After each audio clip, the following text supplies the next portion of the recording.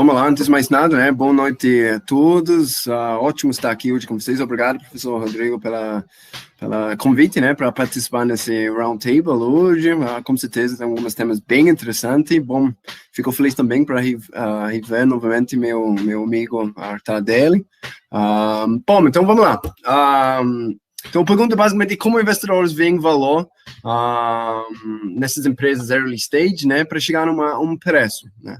Então, é uma ótima pergunta. Eu vou tentar passar um pouquinho da minha experiência, tá? Mas antes de jump in aqui na pergunta, eu vou apresentar a minha filosofia, tá? De filosofia de valuation, que realmente é fundamentalista, que o professor Tardelli comentou no início, tá? Então, isso sim, essa abordagem fundamental para empresas tradicionais e startups, tá? Particularmente, eu vejo muito noise no mercado, muito marketing, que na última análise não deveria afetar muito do valor, tá? Mas eu já entro mais no detalhe nesse ponto, tá? Antes de mais nada, vamos só contextualizar um pouquinho o conceito tradicional de valor, né?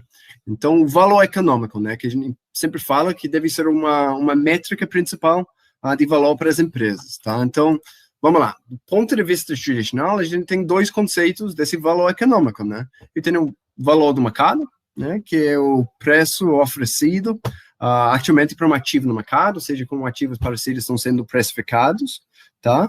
E o outro lado, a gente tem o valor do investimento, tá? Que é um conceito que descreve o valor que o investidor está disposto a pagar para um ativo, né? Que é um caso de um startup, tá? Ou seja, a gente tem o valor fundamental, o valor do mercado, e também o valor de investimento, tá?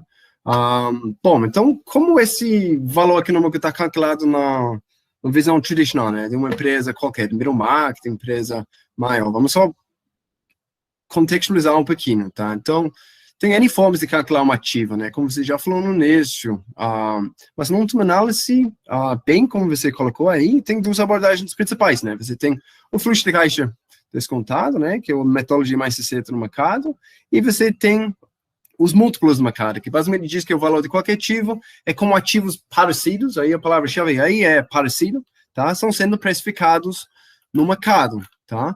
Ou seja, para fluxo de caixa descontado, o que eu vou fazer? Eu vou projetar a receita, eu vou tirar impostos, eu vou calcular despesas, custos, pagamento de dívida, investimento necessário, né, necessidade de capital de giro e investimento em CAPEX, e eu vou chegar numa análise de uma fluxo de caixa potencial dessa empresa. Ou também, para a parte de avaliação relativa, eu vou olhar em como a empresa está sendo precificada no mercado de capital aberto, né? Ou como elas estão sendo precificadas em transações de M&A ou investimentos em venture capital, tá? Legal, isso que a gente já sabe, isso que a gente já entende. Agora, como é feito isso? Como o investidor vê o valor, entre aspas, né, numa startup? O primeiro ponto é que um venture capital, como indústria, né, em termos bem gerais aqui, eles não fazem valuation, né, eles fazem precificação, né? Qual é a diferença? Então, basicamente, eles vão entender qual seria o preço potencial de uma transação futura, tá? Como eles fazem isso? Então, claro, elas olham para a última valuation da empresa, elas olham também para empresas privadas semelhantes no mercado, né? Empresas públicas, né? Como a gente já entende, de avaliação relativa. Mas, por último, elas vão fazer uma análise sobre a capacidade de gerar o caixa ou retorno num evento de liquidez, tá? Ou seja, esse método de venture capital que você comentou no início, tá? Então, basicamente, o que eles vão fazer? Eles vão fazer uma análise de um investimento necessário, quanto o Estado precisa para potencializar e ganhar escala nessa próxima fase, né? Essa próxima rodada, que pode durar 12 a 18 meses, tá? Eles vão determinar qual vai ser o valor futuro, né? Olhando múltiplos do mercado, ou seja, putz, eu estou projetando que a empresa vai ter um faturamento de 20 milhões no quinto ano, eu entendo que é um múltiplo de faturamento 5 vezes, aí eu vou ter meu valor futuro de uma saída potencial. Aí o que ele vai fazer? Ele vai botar uma taxa de desconto, entre aspas, sobre esse evento de liquidez no futuro, tá? Legal, mas onde ele vê daí esse valor? Qual é a diferença entre essa concepção de preço e valor? A diferença, como você já começou a falar, em alguns desses pontos na sua introdução, é que ele, em termos gerais também, claro, ceteris paribus, ele está confundindo o valor de investimento dele como o valor intrínseco da empresa, né? Ou seja, ele quer estimar qual seria o retorno dele nesse evento de liquidez futuro.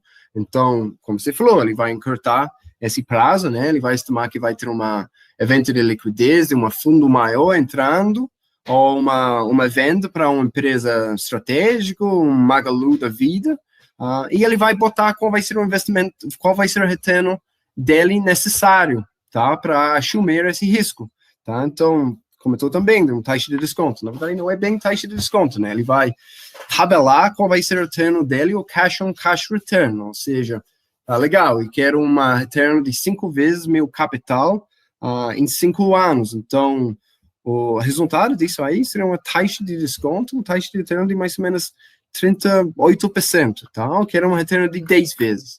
Legal, então isso vai ser 58%, ou seja, já é uma coisa bem divergente do que um valor intrínseco de uma startup, uma taxa de desconto de uma startup, tá?